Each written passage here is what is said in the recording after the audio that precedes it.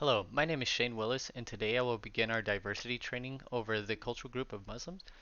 It is important to gain knowledge of the many different types of people in the workplace and how to better understand and interact with them.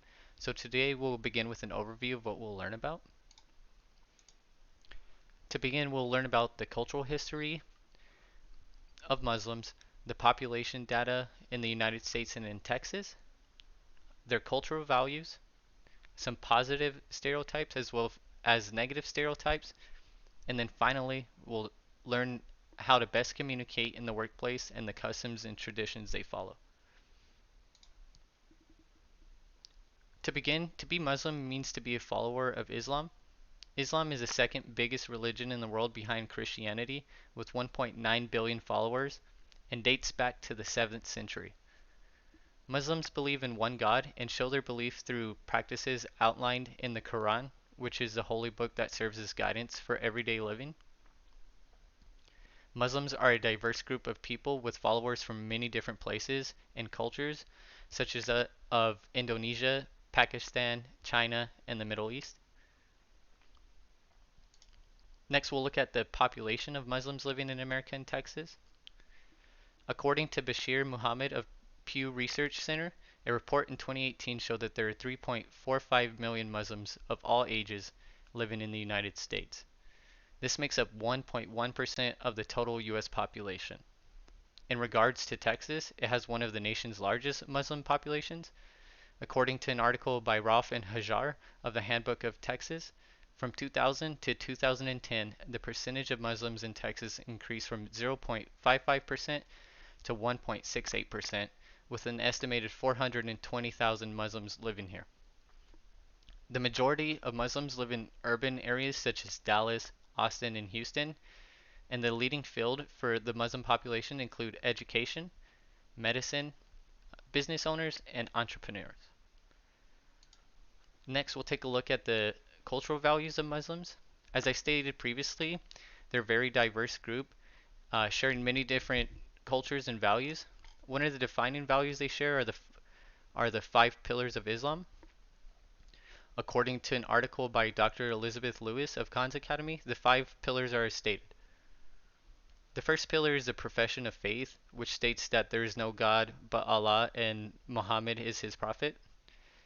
The second pillar is that of prayer. Muslims are expected to pray 5 times a day. They do not need to attend a mosque and can pray anywhere, sometimes even work. The third pillar is that of giving alms or charity. One should share within their community to those less fortunate. The fourth pillar is of fasting. During the holy month of Ramadan, Muslims are expected to fast from dawn to dusk. And then lastly, the final pillar is that of pilgrimage. This states that all able Muslims make a pilgrimage to Mecca at least once in their lives. Moving on, we'll take a look at the common stereotypes Muslims receive. First, we'll start with a positive. Humility. Muslims behave humbly and show their love to everyone. They try to avoid being proud and arrogant and elevate others around them. Another positive stereotype would be charitability.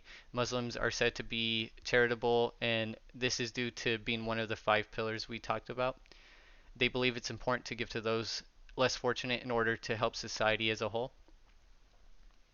Some of the negative stereotypes.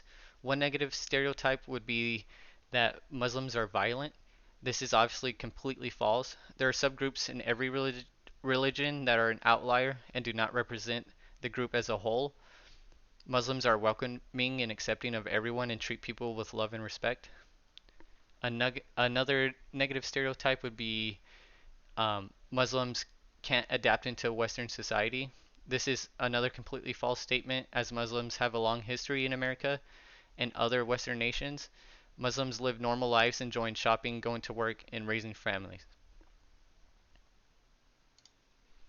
Next, we'll talk about communication in the workplace. It's hard to nail a communication style, as Muslims are diverse and should not be limited to just one culture. There can be a confusion about what Muslims look like or where they come from, and this can cause Muslims to feel unimportant, and misunderstood. It's important to talk and learn about Muslim employees in order to help them feel better and that their needs are being satisfied. Muslims are modest and may avoid handshakes and prolonged eye contact. They are not doing this to be rude, but they are doing this out of modesty. Muslims can work great in teams and might prefer it. The only time a Muslim might decline to participate in team meetings or social events is when alcohol is involved or during periods where they are fasting. Workplace customs and traditions. An important custom and tradition in the workplace is prayer. A Muslim may pray 5 times a day, and some periods of prayer may fall on work hours.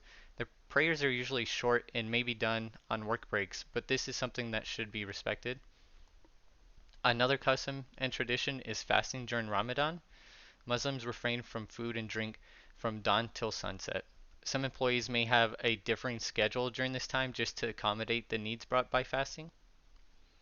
And then finally, holiday. At the end of Ramadan and during the time of pilgrimage, Muslims celebrate for a short period of 3 to 4 days.